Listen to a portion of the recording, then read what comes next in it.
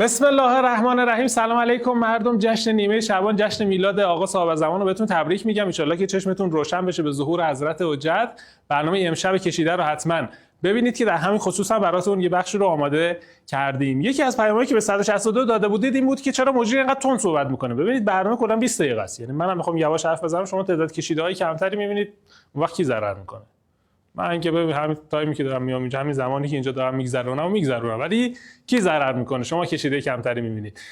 فکر کنم ببین همین الانم که شما یکی بهتون صوت میفرسته میزنید رو 1.5 و 2x و اینا گوش میدید. منم فکر کنم دارین رو 2x گوش میدید. ببین منو نمیخواد بزنید رو 2x، من خودم رو 2x براتون صحبت میکنم، شما خودتون استفاده کافی رو ببرید از برنامه که بیشتر بتونید کشیده ببینید. کشیده امشب رو ببینید، در خدمتتون هستیم.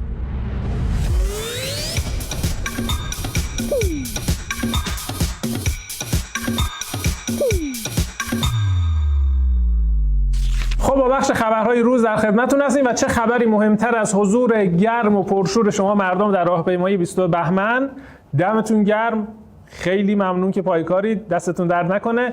و از اونجایی که خیلی از کسایی که میرن راهپیمایی با بچه‌هاشون میرن، لازمه بگم که کشنده ها یعنی همون کاریکاتوریست ها با کشیده هاشون میرن و لطف کردن کسایی که با کشیده هاشون رفتن اونجا یه سری عکس برامون فرستادن از حضور خودشون با کشیده هاشون توی راهپیمایی 22 بهمن. می‌خوایم اونا رو بهتون نشون بدیم و اولین مورد هم کاری است از خانم فاطمه تسلیمی که همونجور که می‌بینید یه قابی رو در واقع درست کردن که یه تلویزیونه و توش خبرنگار BBC داره میگه که اینا فتوشاپه، یعنی یه جور کشیده است که زنده هم هست. اینو میگیری توی راهپیمایی بالای دستت، از داخلش مردم واقعی نشون داده میشن و BBC هم داره میگه اینا فتوشاپه. یه کار خلاقانه خیلی باحاله که من توی واژه‌ها خیلی نمیتونم تعریفش کنم، همینجور که میبینید خیلی باحاله دیگه. اثر بعدی کاری هست از سجاد گیلپور که یکی از براندازان رو کشیده، یعنی کی؟ مسیح علی نژاد. مسیح علی نژاد رو میبینید که داره ناخوناشو میجوه و میگه که اینا شمع 46 سالگی انقلابشون هم فوت کردن. راستی اینا میگفتن که نمیدونم جمهوری اسلامی برف امسال رو نخواهد دید، یعنی سال 401 این حرف رو میزدن. الان برف هم اومد، چندین بار برف اومد، خبری نشده. چی شد؟ آره. بریم سراغ کار بعدی که خانم اسماعیل زاده در راهپیمایی کرمان بردن کشیدهشون رو و نقشه ایرانه که داره شمع 46 سالگیشو فوت میکنه و دودش هم میره تو چشم آمریکا و اسرائیل و اینها. اینم کار خوبی است که خانم اسماعیل زاده فرستادن. اثر بعدی رو هم ببینیم. همونجور که میبینید پرچم آمریکا رو کشیدن که ترامپ هم وسطش وایساده و روی شونه های ترامپ که حتی شاید میتونه اون ستاره های پرچم آمریکا باشه به جاش اسکلت گذاشتن و احتمالاً منظورشون اینه که ترامپ آمریکا رو به سمت نابودی خواهد برد. یه نکته موهای ترامپ داره که دقت بفرمایید. بریم سراغ کشیده بعدی. از بابلسر خانم ریحانه کارگری این کشیده رو توی راهپیمایی بردن و دست آمریکا رو می‌بینید که میخواد با ایران دست بده، به مذاکره اشاره میکنه، ولی دست آمریکا رو شبیه سگ کشیدن که این سگ میخواد گاز بگیره دست ایران رو. البته ما توهین نمی‌کنیم به ایوانات، این در مورد مذاکره است. بالاخره اینجوری هم دیگه، پاچه میگیرن، از این کارا میکنن، خیلی هم بد عهدن.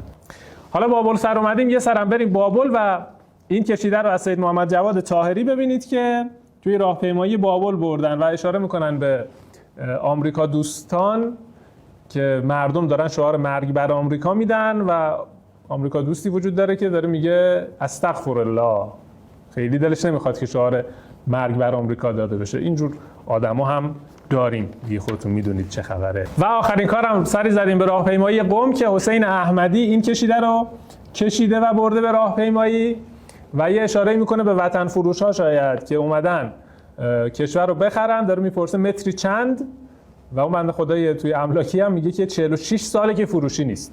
حالا البته شانس آورد این سوالو توی جمهوری اسلامی پرسید. اگه تو مثلا دوره پهلوی پرسید بود قشنگ بهش نرخ میداد، قشنگ قیمتا رو تعیین میکرد، بهش میگفت چقدر، کجا رو میخوای، جون بیا اصلا این ویوش هم خیلی خوبه، این مال تو. همچین وضعیتی میشد. خب برای پرونده این قسمتمون رفتیم سراغ موضوعی که 100 تا کشیدم نشونتون بدیم بازم کمه. اونم مسئله بدعهدی آمریکاست، مخصوصا بعد از این حرفای اخیری که ترامپ زد و این چرت و پرتایی گفت که نمیدونم باید با ما مذاکره کنین، اگه مذاکره بکنین بمبارانتون نمی‌کنیم، اگه مذاکره نکنین بمبارانتون می‌کنیم، از این حرفای الکی که زد و یه سری کشیده آوردیم در خصوص بدعهدی‌های آمریکا در موضوعات مختلف. ببینید پرونده این قسمت رو با ما همراه باشید.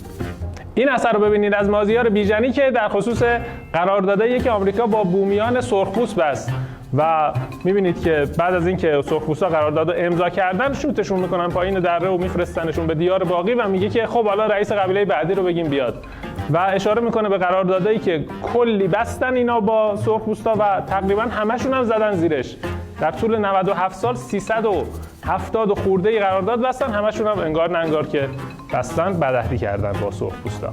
این کار علیرضا پاکدل رو ببینید که آمریکا رو نشون میده که با چکش داره دستی که پیمان بسته با چینی‌ها رو میشکنه. چرا؟ تا اون پاندایی که سمت خودشونه نتونه بره اونور. ماجراش چیه؟ اینا اومدن چند تا پانده از چین گرفتن برای تحقیقات. بعد که قرار شد اینا رو پس بدن دیگه طول پانده ها رو پس ندادن و زدن زیر تعهدشون. هرچی هم طول پانده ها گفتن بابا ما اصلا پدر مادرمون دارن میرن یه ور دیگه، اصلا زبون شما رو ما نمیفهمیم، کلا دیگه بهایی ندادن و اونا رو نگه داشتن. در همه زمینه‌ها آمریکا بدعهدی داره، از محیط زیست بگیر تا موارد دیگه. این اثر رو ببینید از اتاهولم که آمریکا رو نشون میده که یه ماهی بزرگ گرفته ولی اینور سازمان ملل جلوی رسانه‌ها رو گرفته که چیزی درز نکنه از این ماجرا و اشاره میکنه به کنوانسیون ملل متحد در خصوص حقوق دریاها که سال 1982 امضا شد ولی خب کسی بهش وفا نکرد. کلا یه ضرب المثل توی آمریکا میگه قراردادو کی امضا کرده کی انجام داده، اینجوری هم.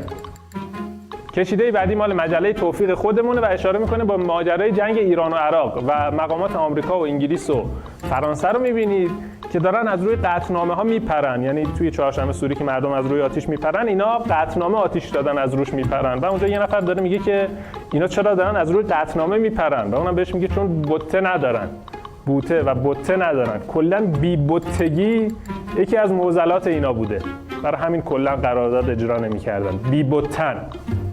این کشیده رو کریستو کومانیتسکی کشیده و اشاره میکنه به پیمان کیوتو که سال 1997 انجام شد و کشورهایی که عضوش بودن قرار بود تولید گازهای گلخانه‌ای رو کم کنن و اینجا آمریکا رو میبینید که زیر اینم زده و همون پیمان رو آتیش زده، داره باهاش سیگار میکشه. سیگارش هم همون دودکش کارخونه‌های صنعتیشه، یعنی انقدر دود تولید کرده که کلا سوراخ لایه اوزون رو باید به اسم آمریکا نامگذاری کرد. الان همه چی رو میخواد به اسم خودش بزنه، اینو هم بزن دیگه، بذار سوراخ آمریکا.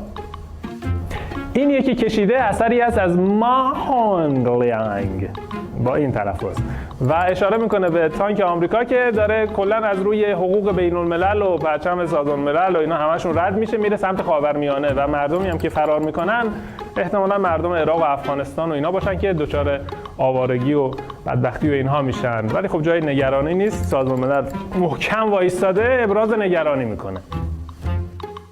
یکی از آخرین نقض عهدایی هم که آمریکایی‌ها کردن همین برجام خودمون بود که توی این کشیده سجاد جعفری به خوبی نشون داده آمریکا رو در قامت یک خر که نماد دموکرات‌ها هم هستن نشون داده. همون دموکرات‌ها هم برجام امضا کردن، اوباما و اینا دموکرات بودن دیگه و داره میگه که برجام امضا کردن ولی توی این کشیده داره برجامو تو دهنش میجوه، پاره میکنه، از اون برم لگد میزنه، تحریم میکنه، اموالو بلوکه میکنه و از این جور کارها. و نماینده ایران هم داره نشون میده برجامو، بهش میگه ببین اینجا هنوز جای سمت مونده رو این توافقی که کردیم، یکم به پیمانت وفادار بمون. ولی خب خره دیگه نمیفهمه. این بود تعدادی کشیده در خصوص بدعهدی آمریکا. خلاصه اینجوریه وقتی میگن به تجربه آمریکا به پیمانش وفادار نمیمونه، اینا یه تعدادی تجربه بود در بازه‌های مختلف تاریخ در کشورهای مختلف که در موردشون کشیده بهتون نشون دادیم. وقتی از تاریخ درس نگیری خودت درسی میشی برای تاریخ. پس درس بگیریم از تاریخ، با ادامه کشیده همراهتون هستیم.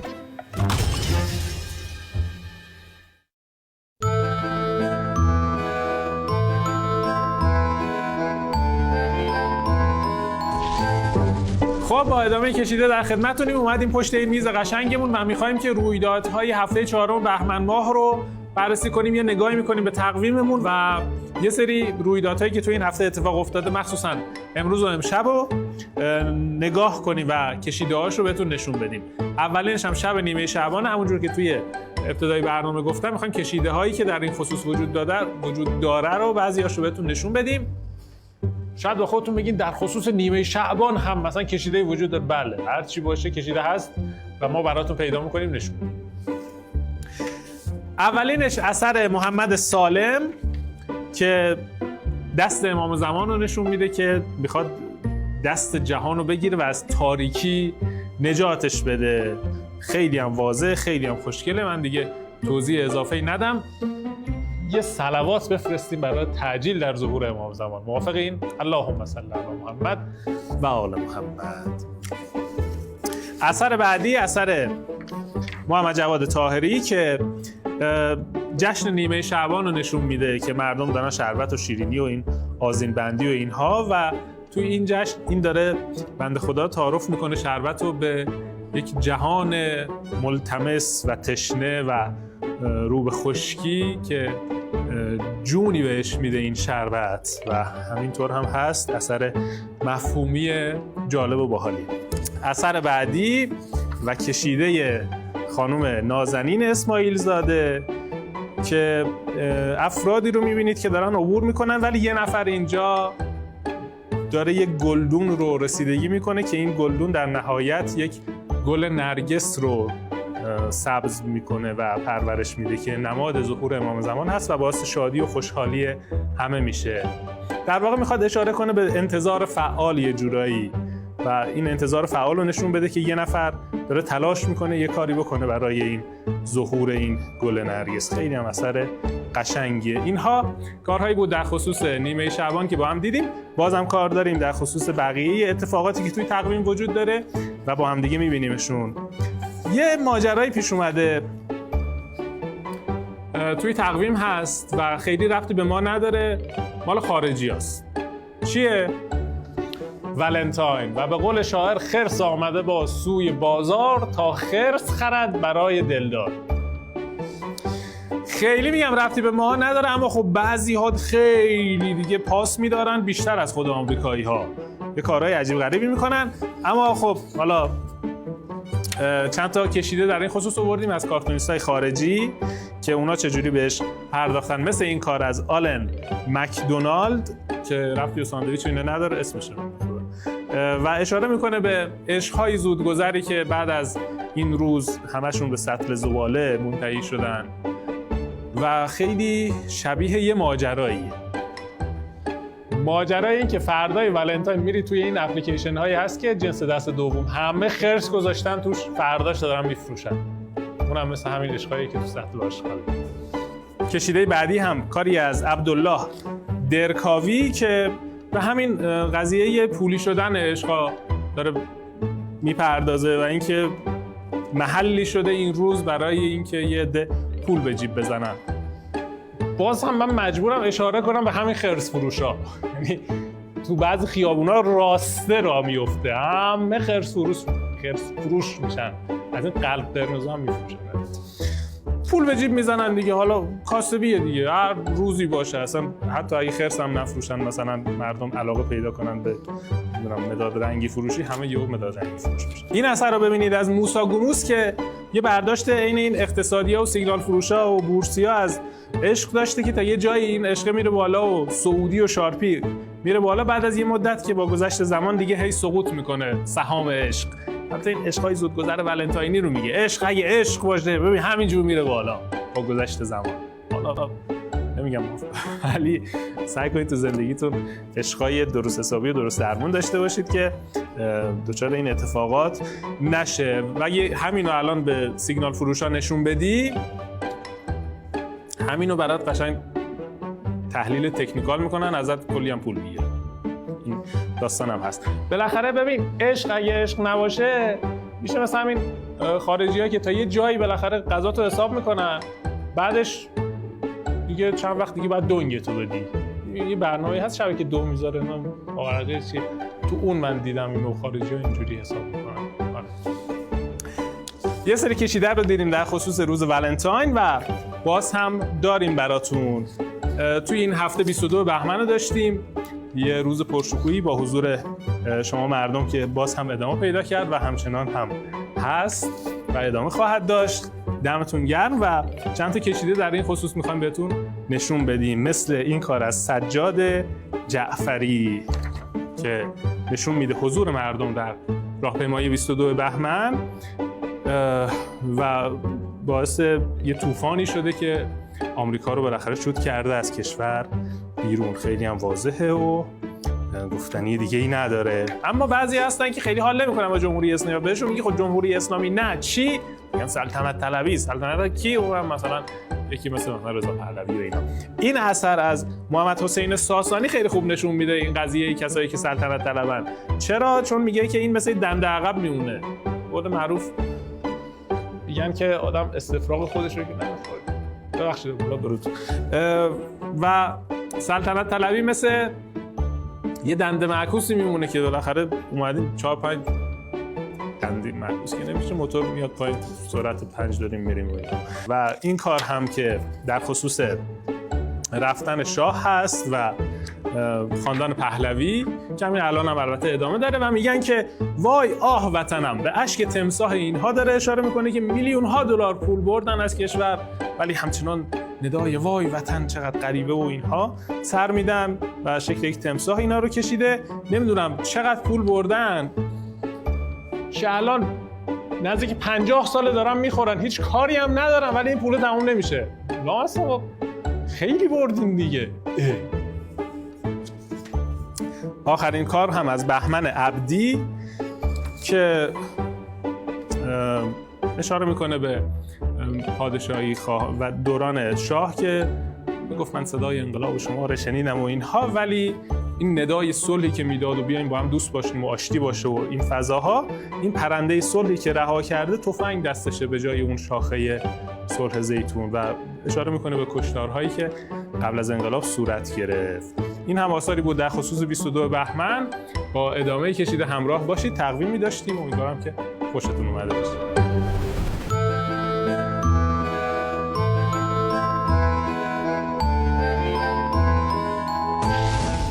خب اینو درستش کنیم آره. خب رسیدیم به پایان این قسمت کشیده و باز هم کارتون پایان برنامه‌مون رو می‌خوایم بهتون نشون بدیم که توی کانال میذاریم فایلش رو، برید بردارید توی جاهایی که میتونید مثل مسجد، مدرسه، محل کار چاپش کنید و بزنید اونجا بقیه ببینن لذتش رو ببرن. چون دیروز برنامه نداشتیم، من بشینم، چون دیشب برنامه نداشتیم دوباره همین کار خوشگل استاد شجاعی طباطبایی رو یه بار دیگه این هفته هم انتخاب کردیم که قشنگ حق مطلبش ادا بشه. سربازای اسرائیلی رو می‌بینید که در زوال و پیری همچنان به خونریزی ادامه میدن و رو به فوتن دیگه انشالله. این اثر رو فایلش رو توی کانال برنامه گذاشتیم، حتما ازش استفاده بفرمایید. ممنونم ازتون که کشیده رو تماشا کردید. شبتون بخیر باشه. یعنی خداحافظ.